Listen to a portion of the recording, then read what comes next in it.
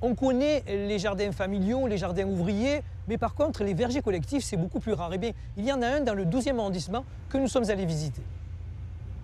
On voit le porte-greffe, donc la partie racinaire de l'arbre. Et là, on voit la partie fruitière de l'arbre. Plantés il y a peu de temps, abricotiers et amandiers ont déjà des feuilles. Le travail des bénévoles et scientifiques consiste aujourd'hui à mesurer la circonférence des arbres fruitiers. Et là, cette fois-ci, c'est 6,2. On est vraiment dans un essai comparatif où on étudie l'intérêt d'associer des arbustes de service avec des arbres fruitiers.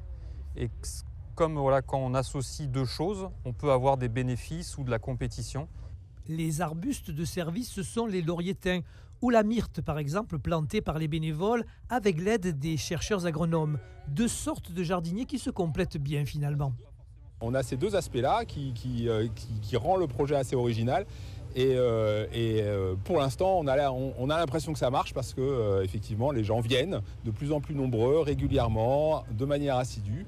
Et ça permet aussi aux chercheurs donc, de contribuer, de faire avancer la connaissance sur produire des fruits avec des méthodes de plus en plus saines.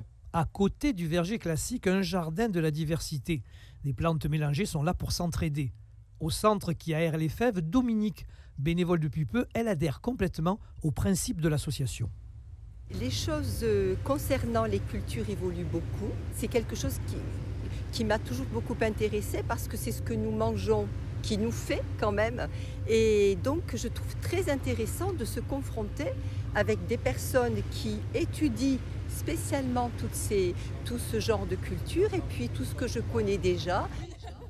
Un verger qui crée du lien social et associe des chercheurs ne pouvait qu'intéresser le service des espaces verts de la ville qui a mis à disposition le terrain. L'idée, c'est que la Bastide à fruits essaime dans tout Marseille.